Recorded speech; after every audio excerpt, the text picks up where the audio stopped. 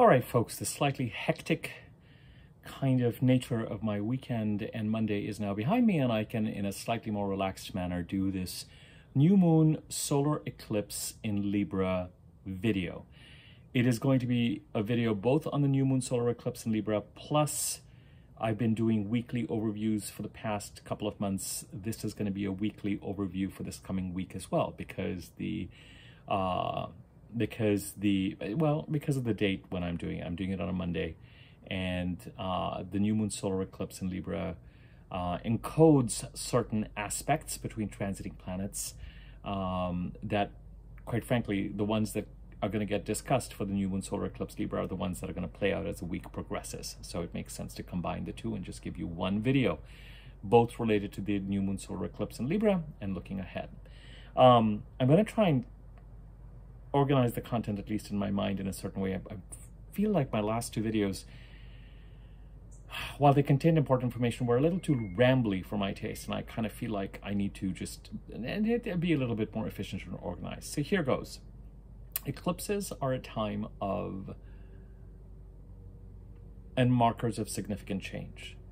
At a certain point, a certain amount of inertia builds up, whether it's an inertia of motion in a certain direction, whether it is an inertia of needing something to happen or to come in, or a certain internal resolve to move past the status quo.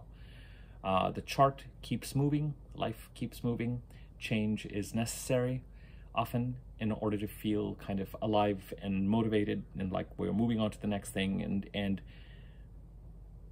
we need to head towards a certain direction in order to get that enlivened, developed feeling, and things that are stagnant need to be released. But it's not always possible and easy to kind of make those changes ourselves. So the eclipses come along to eclipse people, situations in and out of our lives. And the emphasis is not just on out, it's also in to our lives. And I often refer to it as God taking the wheel in certain cases, in certain scenarios, where it's just like change occurs and we don't always have a lot of control over the kind of change that occurs. Eclipses occur on a certain axis for about a year and a half to two and a half years. And then as they get ready to shift signs, that's often about a year when we get eclipses in the old axis and the new axis. So that's currently where we are at. We have eclipses occurring in the old axis of Aries and Libra. We had eclipses start up in the Aries-Libra axis in April of 2023 with a new moon solar eclipse in Aries. And that was followed by a new moon solar eclipse in Libra on October the 14th of last year, a full moon lunar eclipse in Libra on March 24th, 25th of this year, a new moon solar eclipse in Aries on April the 8th of this year, a new moon solar eclipse in Libra on October 2nd of this year, which is what this video is about, and there will be another new moon solar eclipse in Aries on March the 29th of next year. So I often find with solar eclipses that the 2-month date after a solar eclipse, week before, week after, can contain, if you don't feel the eclipse now, you will likely feel it then. And this is just a matter of observation. I'm still waiting to be proved wrong on this. I just have seen this, I keep seeing it, blah, blah, blah. It's not something I read or studied, I just see it. On the Aries-Libra axis, as you have probably noted, the vast majority of the eclipses are new moon solar eclipses. So there's this idea of being pulled in a certain direction. The new set of eclipses are on the Pisces-Virgo axis. The eclipses move backwards. So the North Node eclipses from Aries move to Pisces, and the South Node eclipses from Libra move to Virgo. Eclipses move backwards. And the vast majority of the Pisces-Virgo eclipses are lunar eclipses. We had one on September 17th of this year. We're going to have, which was a full moon lunar eclipse in Pisces. We're going to have a full moon lunar eclipse in Virgo on March the 17th. And then in the second half of 2025, we will, of course, have eclipses on that axis because we'll be done with the Aries-Libra eclipses by then. This is also a new moon in Libra, which means that the house occupied by the sign of Libra with this new moon, a month of focused action, seed planting. Opportunities may come up, sometimes 48 to 72 hours after a new moon, sometimes within a week, week and a half, 2 weeks of a new moon. Rarely does it take 2 weeks, that make us move forward and start to plant certain seeds and start to move in a certain direction. It's an annual review, an annual focus in the sign of Libra. During the end of August, and for about 3 weeks in September, 2-3 weeks in September, Venus went through Libra and created opportunities there. The Sun and Mercury just entered Libra a few days ago, and they're going to start to harvest these opportunities that Venus opened up, relationship opportunities, financial opportunities. And insofar as this is just a new moon, starting October 2nd to November 1st is what I will call the month of Libra. Month being derived from moon, it's a 4-week period from one new moon to the next new moon. The new moon occurs, the wave starts to move to the shore. 2 weeks after a full moon occurs in Aries, the wave crashes to the shore, and then it starts to pull back. And 2 weeks later, we have the next new moon in Scorpio in this case. So there's the eclipse component of this, but there's also a regular new moon component of this, which makes it a little complicated because there may be opportunities in a certain amount of harvesting and seed planting that we are going to do in the Libra part of our chart, the house occupied by Libra in our chart. But then we're also dealing with a larger eclipse issue. It is a South Node eclipse, and the question related to the South Node eclipse, whether it comes up for us the week before and after October the 2nd or the week before and after December the 2nd of this year, is what in the Libra part of our chart, the house occupied by Libra, do we need to release? It can either be releasing an attachment to certain things, or the way we want certain things to be, or the way we want certain things to turn out, or the way we want people to behave. And often all of those are linked together. It can actually be an attachment to a situation, a circumstance, a relationship that is stagnant and where there's no more growth. The growth and the excitement and the adventure is in the house occupied by the sign of Aries, where the North Node eclipses are continuing to exercise their influence till the end of the first week of June next year. Between October 14th of last year and May 24th, 25th of this year, when we had the solar eclipse in Libra last year and the lunar eclipse in Libra this year, you may have been brought face to face with, if you want to move in the direction symbolized by the Aries part of your chart, you can't yet, because this is what you've got to deal with and this is what you've got to release. And from October 2nd of this year to December 2nd of this year, week before, week after, it is an opportunity based on what we know today to make that release happen. Sometimes, because the nodes are operating together, an opportunity could come up related to the North Node in Aries that accelerates, that acts as a catalyst to release what needs to be released in the Libra part of the chart. Sometimes, and this is where some of us will be, and this is what I've been referring to in the videos I've done in the last week, week and a half, we may get to a point where we realize that the status quo is so stagnant and there's no growth, and even kind of dangerous without the growth. We might feel like, oh my God, this could actually lead to some kind of loss, not just loss of time and not just loss of opportunity, but it might actually start to get to a place where there's no growth. It could not be a great place, situation to be in financially. It could not be a great place. It's not a place to invest anymore. It has served its purpose. A couple of videos ago, I did a video on the South Node, and irrespective, it might have been the midpoint between two eclipses video, or it might have been the one after that. The title will have the word, information about the South Node. Take a look at that so that, I'm going to summarize it here as well, but if you want more details on how the South Node works, what needs to be released, it's as if it's a situation or something that at this point in time truly has served its purpose and needs to be released.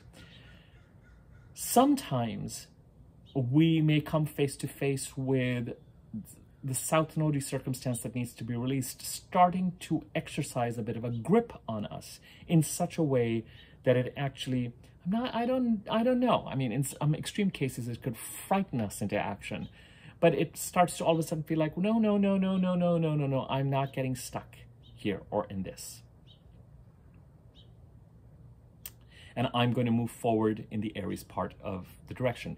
Always remember, when you're moving towards either the North Node in your birth chart or the North Node in transiting, the eclipses transiting the Aries part of the chart, in this case, do so in a grounded manner. And part of the reason why another recent video I did was slow and steady was to say that there are other aspects coming up. Mars going retrograde, Venus and Mercury going retrograde between Aries and Pisces in March, April of next year, that are building and helping us get to whatever this new circumstance is that is symbolized by the house occupied by Aries by the end of the first week of June of next year, in a way that is grounded, that is not chaotic. But part of that now means that we are, with this October 2nd eclipse, not only dealing with a certain pocket of activity and opportunity that is actually the new moon in Libra, and so requires a certain amount of focus and growth and seed planting and harvesting that might be good for us. But there's a larger set of activities, and the eclipsiness of it may come about the week before, after October 2nd, or week before and after December 2nd, that, and I would not wait till December 2nd. If something doesn't come up and you already know what you need to do to prepare to be done with those aspects of the status quo that are not serving you, and that you got a clear signal between October 14th and March 24th, 25th, that something needs to be released. And indeed, during that time, particularly during the second week of February, certain things may have happened that between January 20th and February 20th that may have started to release the grip of the status quo on you. Well, now that status quo is looking to actually be released, and for some of that process to be accelerated, so that by the time you get to the week before and after December the 2nd, and the next Mercury cycle is getting ready to start up in Sagittarius. That's the video I did yesterday regarding the Mercury cycle in Leo. And Mars is getting ready to go retrograde. You are in a place where you are lighter. So that if you are actually going to take a journey, whether it's a literal journey or a figurative journey, from where you are to where you want to be, certain elements of the status quo have been dealt with in such a way that you are not weighed down by them by the time you get to the week before and after December the 2nd.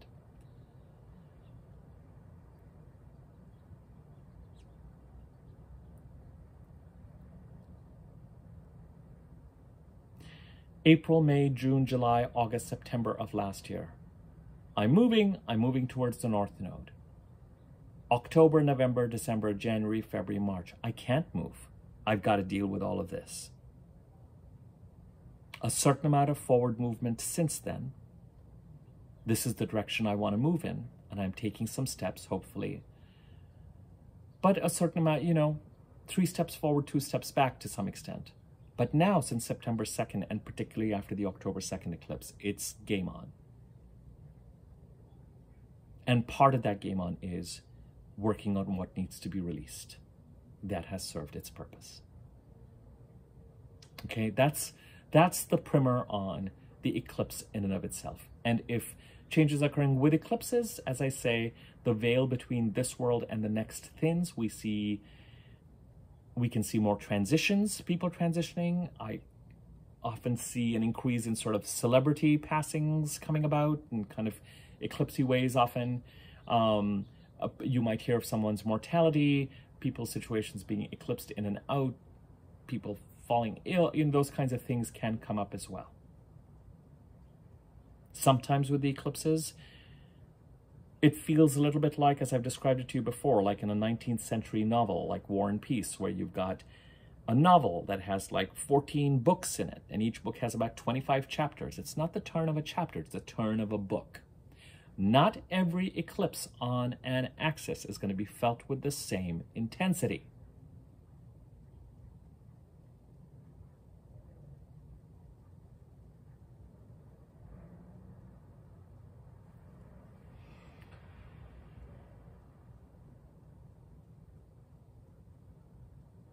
The new moon solar eclipse is conjunct Mercury in Libra. It is also loosely square Mars. And I say loosely because the square to Mars is a little over 5 degrees. And I typically look at a 5-degree orb. But because Mercury is certainly within that 5-degree orb and squaring Mars at this time, I think it's just best to think of the new moon conjunct Mercury squaring Mars. Mars in Cancer.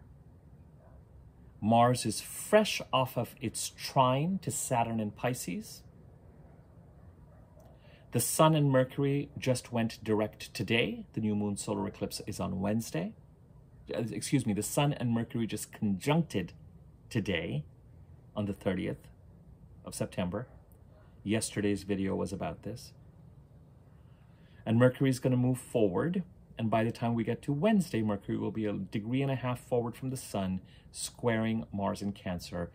And the Sun and the Moon will be together, having their conversation after the Sun has had its conversation with Mercury, saying, this is what I'm charging you with in a mercurial manner. And the Moon is going to meet up with the Sun, and we're going to have a new moon in Libra, and the Sun will charge the Moon to say, all right, this is what we're going to try and get moving on energetically, emotionally, intuitively. The Moon in certain astrological systems stands for us. I think it stands for us in the way that we engage with 3D reality and the world. The Sun stands for us as we connect to spirit.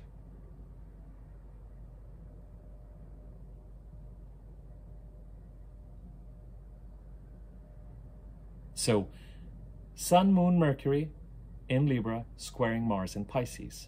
Mars just finished up its trine, Mars in Cancer. Sorry, when the Mercury is close to the Sun, Cazimi, you have these kind of Mercury retrograde kind of glitches. It's not retrograde, but, you know, the power of Mercury is dimmer.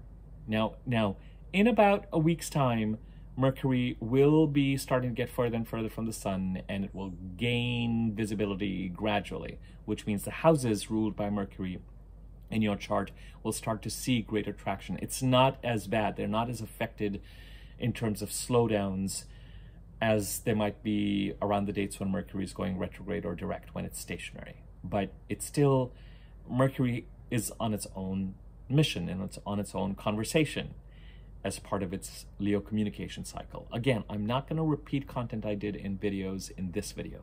The video on Mercury conjuncting the Sun was posted yesterday. You can, what I would say is after you're done with this video, just take a look at the last 4 or 5 and see which ones topic-wise make sense to dive into if you haven't already and if you have the interest. I would much rather my clients be living their lives and taking the action that they need to take as opposed to spending a ton of time on YouTube, which sounds bizarre because this is what I'm doing professionally, but just it's a note of caution if anyone's starting to go off the deep end.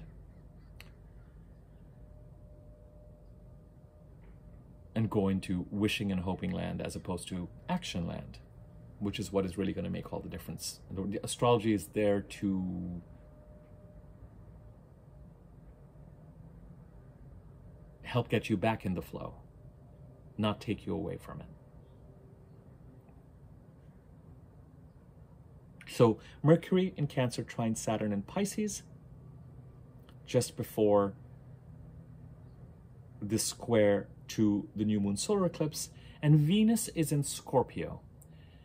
The other aspects between transiting planets that are encoded into this new moon solar eclipse in Libra is that Venus, the ruler of Libra, and so the ruler of this new moon,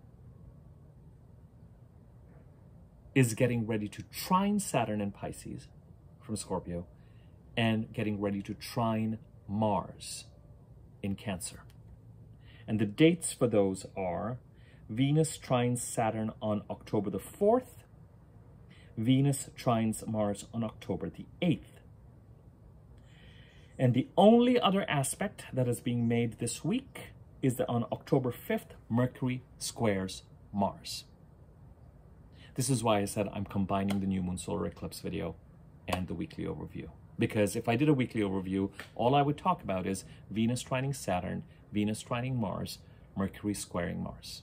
We've already established that the new moon solar eclipse in Libra is conjunct Mercury, squaring Mars, Venus is in Scorpio, in the next house over, the ruler of this particular new moon solar eclipse, getting ready, but close enough in orb that it is embedded into the imprint of this new moon solar eclipse, getting ready to trine Saturn in Pisces and trine Mars in Cancer, and Mars and Saturn have already trined. For all intents and purposes, as new moons go, this is lovely.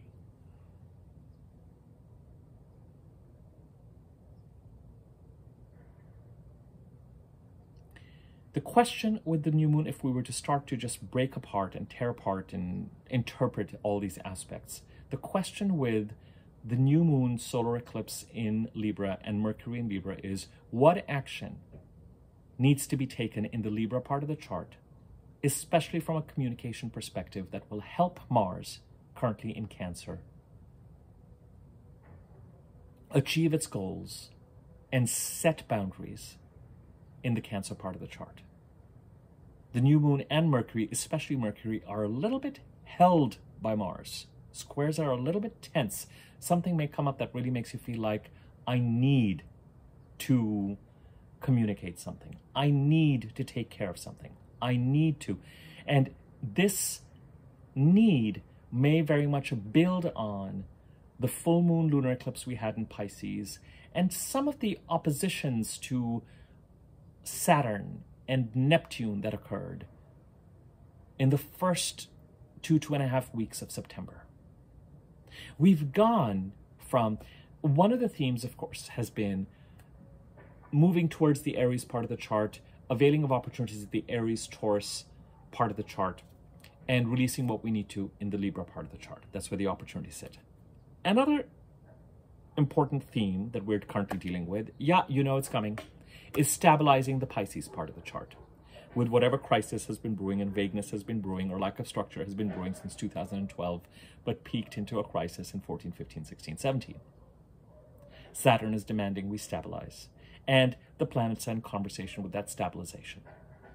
And the first of the eclipses in the Pisces-Virgo axis on September 17th, and some of the aspects that were made, particularly personal planets, Sun, Mercury, Venus, opposing Saturn and Neptune, may have brought us to a place where we feel like, here is that vagueness or that discomfort again, and I need to take some action around it. And now these planets have moved into Libra, and Mars in Cancer, which is just trined Saturn, and is right now poised to play an important role from the sign of Cancer. It is trine Saturn, it is going to square Chiron, and then it is going to trine Neptune. By the time we get to, I'm pretty sure that by the time, I could be wrong about this, but I think, no, by the time we get to the full moon in Aries 2 weeks from now, Mars will be getting ready to trine Neptune.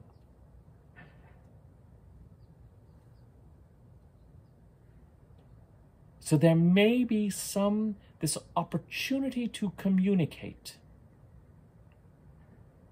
to test the waters, to understand, is this real, is this not real? Do we need to structure this?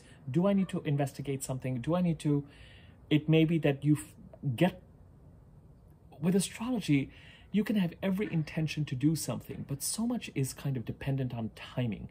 I can have every intention to send that email, apply to this job, do this, that, whatever it is. But to my amusement, the action gets taken as Mercury enters a particular part of my chart, or as this, and it's just like, oh, I've been thinking about this for 2.5 weeks, haven't gotten to it, and sure enough, I just sent it, and guess what? But that doesn't mean I'm waiting for Mercury to get to a certain place also. Now, certain astrologers will say, well, that's foolish, and the whole point of astrology is to be able to set your time so that everything is sort of on these gossamer, strong wings that will lead you to a bullseye with everything you do. And if you feel that, you know, it's kind of a balance for me. I certainly, yeah, it's a balance for me.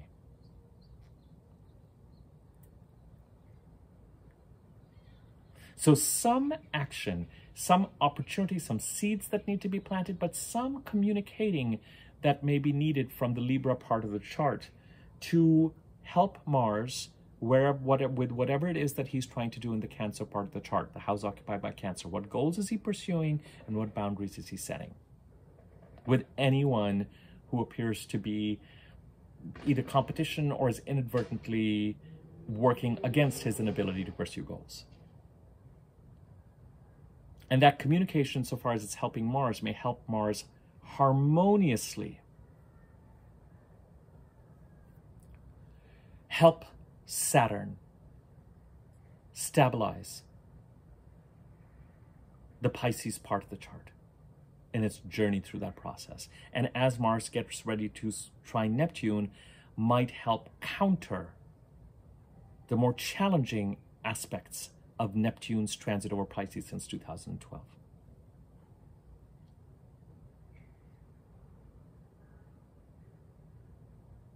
What is so interesting with this new moon solar eclipse, and even when I look at the new moon in Scorpio, is that there are these trines that have started to show up. All of a sudden, we're moving into a certain amount of energy, possibly, hopefully, of resolution. I don't know if it's resolution as much as it's harmony and flow. The only awkward aspect is the square. I really want you to watch for the opportunities that Venus is creating in the Scorpio part of the chart right now. Because, my darlings, when we get to the new moon in Scorpio, Venus will have moved out of Scorpio. But by the time we get to that new moon in Scorpio, we're going to be at a point where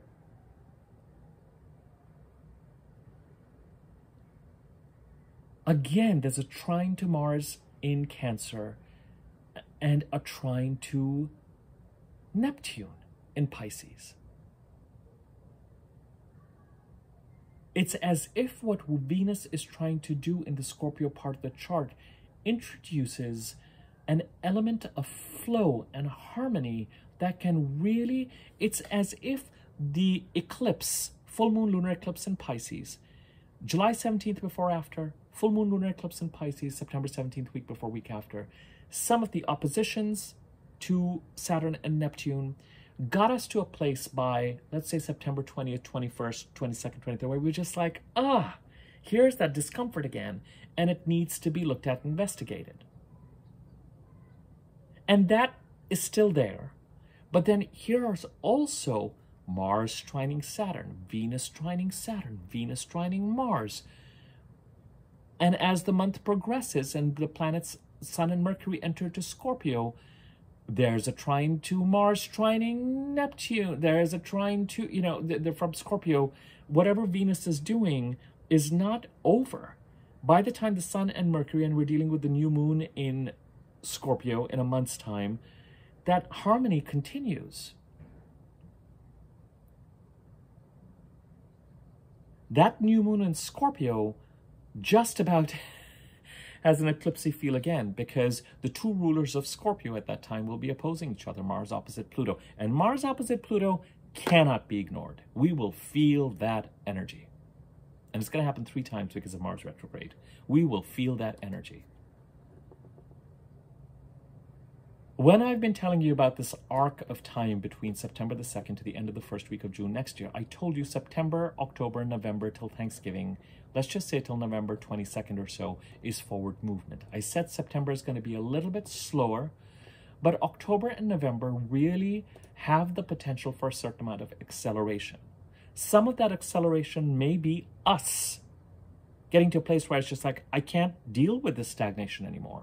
I am starting to take action, and I know so much more. I know more, and things have happened so that I am not dealing with this solar eclipse of South Node in Libra on October the 2nd, the way I dealt with it on October 14th of last year, till March the 24th, 25th of this year. Certain things had not happened during that time. They indeed might have happened during that window, and I just knew less about where I'm trying to get to and what I need to release. And now that I'm here, I am readier. I know what I need to do to put that backpack on my bag, and I know how much weight I carry, and I know what I need to release. And part of the acceleration can come from that. Part of the acceleration can come from opportunities. Eclipses are not always scary. I've seen eclipses bring opportunities for people that can sort of quantum leap them resume-wise into something.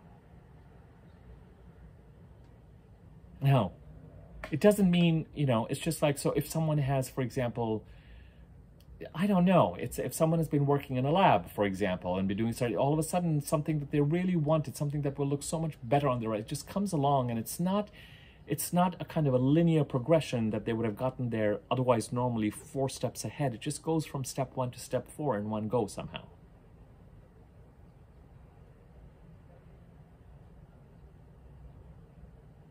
Someone who's been doing community theater gets the opportunity to do regional theater. All of a sudden, something looks amazing on a resume, or so much better, so much stronger, a significant improvement.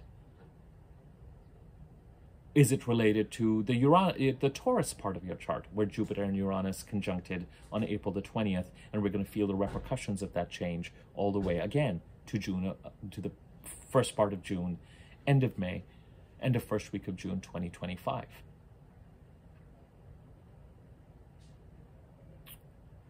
So, yes, the new moon and Mercury are squaring Mars in Cancer, but we are also continuing to finish up the trine, the grand trine in the water signs. And three questions with this new moon solar eclipse in Aries. What tasks, opportunities, seed planting, action does it invite us to do in the Libra part of the chart that is part of our normal new moon cycle? A month of focus in the Libra part of the chart. What do we feel ready to do? Might we be invited to do as part of the eclipse release that takes us from October 2nd to, let's say, December the 9th, with the week before and after October 2nd and week before and after December 2nd playing significant roles? And that might be related to what we need to release in the Libra part of the chart to allow us to move and develop in the Aries part of the chart. Those are 2. Number 3, what opportunities, relationship opportunities, harmony, financial opportunities, what could Venus be trying to do and build for you? And it's encoded into the next month. So Venus is only going to be in Libra for another couple of weeks. But Venus is doing something now, over the next week especially. Remember, as the week progresses, talking about the weekly overview, there are 3 aspects, 2 of which are Venus. And both of them are trines. Venus trining Saturn. Venus trining Mars. What could she be developing that is going to help Saturn stabilize the Pisces part of the chart and is going to help Mars achieve his goals and set boundaries in the Cancer part of the chart? And it's not insignificant because both Venus and Mars are trying to help Saturn with something that is sorely needed.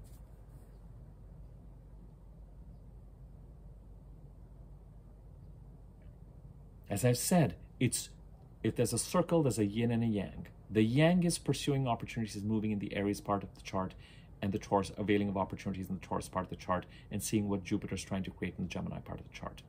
The yin is stabilizing the Pisces part of the chart, so it doesn't spill over and sabotage everything.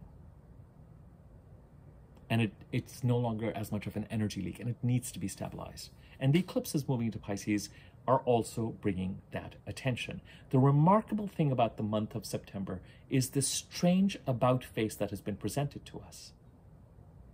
The week before and after July the 17th, the week before and after the eclipse on September 17th, had eclipsy edginess in a part of the chart that has been edgy for a long time. And then we have this new moon solar eclipse in Libra that's like, all right, what do we need to release in the Libra part of the chart? And guess what? Here's the set of trines forming that are encoded into the new moon in Libra and the new moon in Scorpio, where something from the Scorpio part of the chart can try and create a flow, a communication. Remember, with Venus, it could be something coming at you externally. It could also be a guidance for you to act in a Venusian manner. Build that bridge in the Scorpio part of the chart.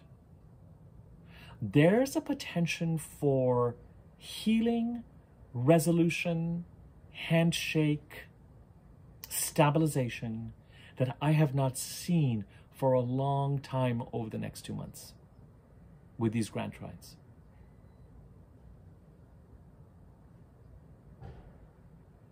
Venus and Mars trining Saturn. And then by the time we get to the new moon in Scorpio, encoded into this, not only do we have Mars opposing Pluto, encouraging change,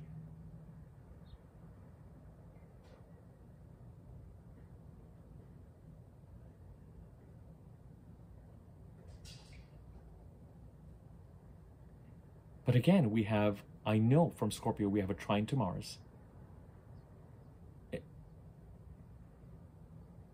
We have a trine to Mars from Scorpio, and we have a trine as part of the new moon in Scorpio. With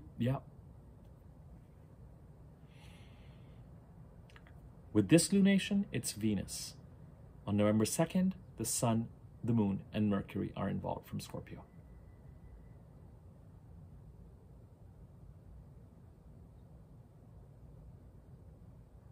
The whole energy, even the squares, Mars squaring Chiron, some action needed in the Cancer part of the chart to allow you to move forward and move towards the Aries part of the chart in a way that is encouraging you to, something needs to be done in the Cancer part of the chart.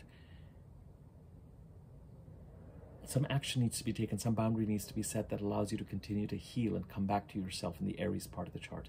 And the new moon solar eclipse in Aries on April the 8th was conjunct Chiron to the minute, not just the degree. So conversations with Chiron continue. The square to Mars is, from the square to Mars from the Libra part of the chart just contributes to this grand trine energy. Action needs to be taken in the Libra part of the chart to help Mars. It's the same darn planets that are involved in trying to, number one, help move us into the Aries part of the chart, release what needs to be released in the Libra part of the chart. Number two, help stabilize the Pisces part of the chart. And there's flow, and there's room for harmony, there's room for negotiation. Negotiation sometimes is not getting everything that you want. Negotiation sometimes is reaching some sort of resolution towards comfort or peace so that an energy leak stops. And even if we're getting half of what we want, we're able to look at that glass as half full and not half empty.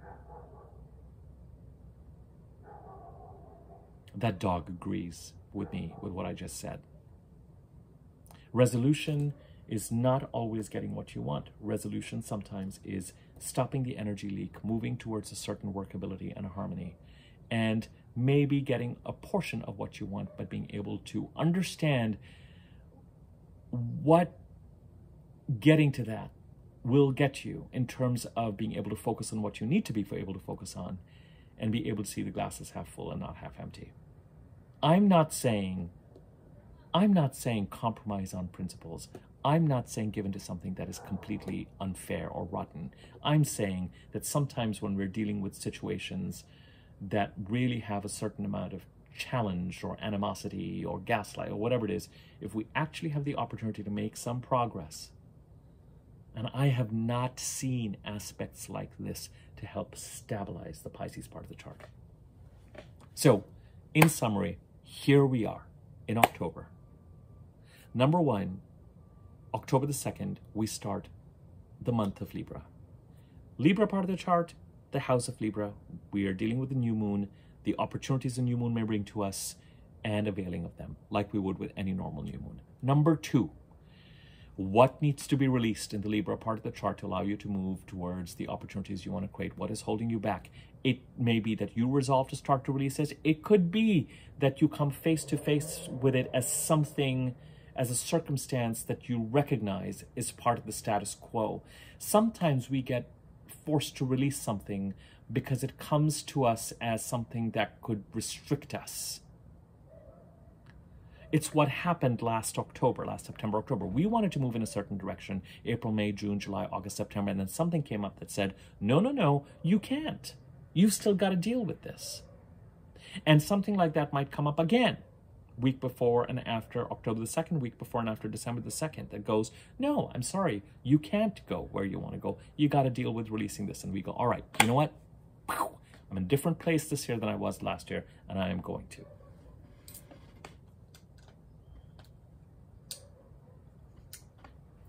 And then we have this glorious set of energy, supportive energy, brewing, coming up.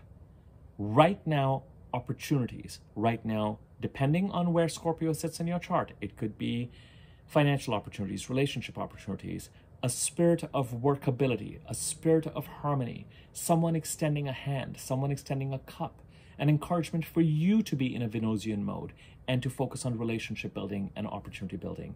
And there's an opportunity during the month of October, because these Venus trines are encoded into this new moon on October 2nd, there's the opportunity between October 2nd and November 2nd to see if certain strides can be made to help stabilize the Pisces part of the chart.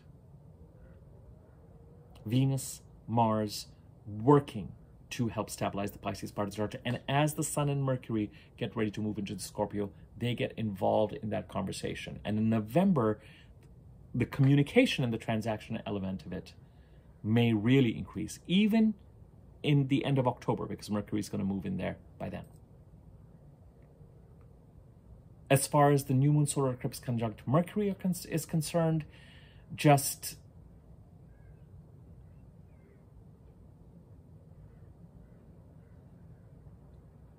as far as exploring the opportunities in the Libra part of the chart and releasing what you need to as part of the solar eclipse, South Node solar eclipse in Libra are concerned, communication and transactions may play a significant role in whatever it is that you need to release or the opportunities you need to avail of.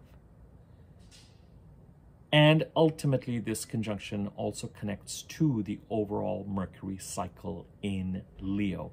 For the next 2 months, you may find that you are actively trying to get something off the ground related to the Leo part of the chart. And if you want more information about what I just said, watch yesterday's video. I'm not going to repeat everything.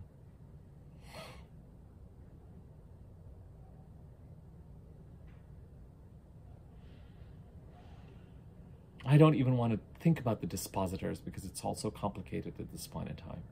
Venus is the ruler of the chart. We've already talked about the role that she's trying to play. There's something very constructive about this new moon solar eclipse in the month of October. And I know a lot of the energy may not feel so constructive because it may feel like there's an emphasis on releasing and there's an emphasis on things that, but there's something so constructive, there's something so stabilizing, there's something so forward movement about this month. Avail of it and see if certain energy leaks can be dealt with through relationship building, bridge building from the Scorpio portion of your chart that can then get transacted on in November before Mercury goes retrograde on the 26th of November, let's say by November 20th or 22nd. In the meantime, you know, the releasing the Libra part of the chart will occur. And yes, some of it may be felt in a challenging manner. Something may come up that makes you feel like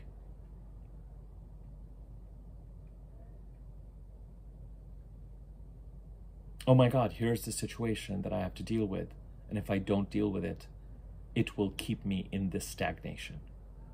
So to get you to act towards release, for some of us, that may be an opportunity that acts as a catalyst. For some of us, it may be something that comes up that makes us feel like, oh, I have got to deal with this. Or it's just gonna, or I'm going to end up facing a loss or losses or something along. It's not where the growth is. Be open, as I've said, to what the ultimate outcome will be. It's not always binary. It's not always A to Z, where we're headed towards Z and we're releasing A. It could be some combination of A and Z by the end of it all. But there is this question of what has served its purpose that needs to be released. And it goes hand in hand with where's the growth? Where's the excitement? Where's the direction that you feel that you've been asked to move towards? But the only way to move towards it, remember what I said in that slow and steady video. There's a process to this, with Mars going retrograde and Venus and Mercury going retrograde. In the middle of it all, Mercury goes retrograde prior to all of that, from November 26th to December 15th in Sagittarius, creating a communication cycle starting December the 5th in Sagittarius. So that is factored into wherever we don't get to be where we want to get to be till at least the middle to the end of April, and feeling more stable about it by the end of the first week of June. But it's lovely to be able to talk about a lunation right now, going into October, that has this trine. And the trines just continue. First with Venus, then with Mercury and the Sun and the new moon in Scorpio on November the 2nd. Venus, the ruler, is in Scorpio. Scorpio is ruled by Pluto and Mars. Mars is in Cancer. Cancer is ruled by the moon. So there's a kind of a, one set of dispositorships is between the moon and Venus and Mars. Fine. We've already talked about Venus and Mars going into trine. And the moon is squaring Mars. So that just emphasizes some of the themes that we've been talking about. When it comes to Pluto, Pluto is in Capricorn. Capricorn is ruled by Saturn. Saturn is Pisces. Pisces disposited by Neptune. So one of the dispositors of this chart is Neptune, since he's in his own sign. The other Pisces ruler is Jupiter. Jupiter is in Gemini. Gemini is ruled by Mercury. Mercury is in Libra. So there's this whole thing between Mercury, Venus, Neptune, Jupiter. As I said, the dispositors are all over the place. I don't know. I think it's more interesting to me that the ruler of this eclipse is trying to, as I've said to you, aspects work hand in hand with each other. It's a composite story.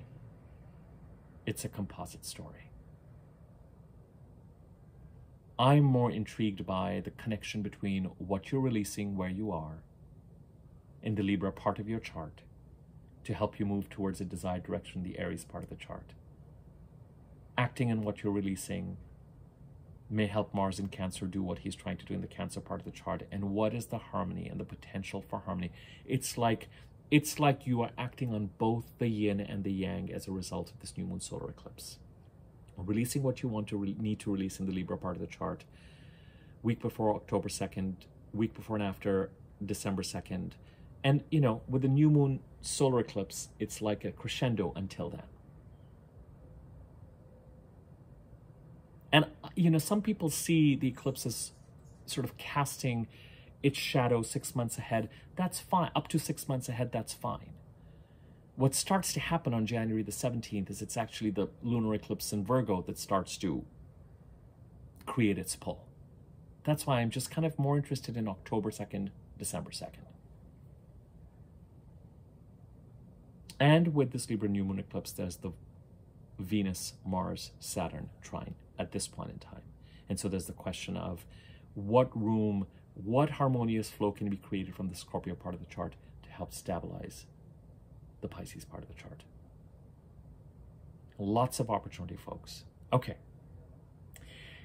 I am offering currently till October the 9th, 10th, I'm offering a $50 30-minute reading related to the eclipses and how they affect your birth chart. So if you want to avail of that, you can email me on the email address that I've got listed below in the description box. If you just have a single topical question, I offer a reading option for that. I also offer a regular reading for 60 to 75 minutes that's more holistic. If you're interested in readings, you can use that email address below. But just know that I've got that 30-minute $50 special running on the eclipses if you're interested. There's the thanks button underneath this video. You can use that to contribute to the channel. If you think this content is useful, tell friends, etc. about it. Help them with the, get them access to the video, whatever it is. You're basically just helping me expand the channel and the content as well and get it out there. Subscribe to my YouTube channel if you haven't already. Next to the subscribe button is a bell icon. If you hover over it, click the wiggly bell on top and you'll be notified when I do new videos. Feel free to leave a comment or like the video. It increases its circulation on YouTube and more people will be able to find it. That's all I have to say. Now, the eclipse, new moon solar eclipse, is until October the 2nd. And for me, it's like 11-something a.m. So it's kind of Wednesday, almost noontime for me. It's a Wednesday night, early Thursday morning for some people, and this is some of my clients and some of the viewers, and what you'll be able to. So we're still. It's going to take us a second to get there. It does give you a sense of where this week is going, but in the weekly, remember, we've also got Monday and Tuesday, and the energy might be dark of the moon prior to this new moon. So Monday, Tuesday, you might feel not unusual to feel not only energetically low, but emotionally low. So just be patient till the new moon occurs, so that if you find yourself in a funk, you need that new moon to occur and the wind to come back into the sails and the wave to start moving towards the shore again. Okay? I will leave it at that. I am going to do an October monthly overview. I am, because this basically is primarily just looking at transits and aspects of the next week or so. I'm going to do an October monthly overview, and that'll give us a broader sense of everything else that is to come up in October. But I think this is an appropriate place to say, have a productive October, and let's start to move towards what we want to move towards, and start to transform, transmute, release situations and circumstances that are not sources of growth or excitement. Okay, have a great October, and more to follow.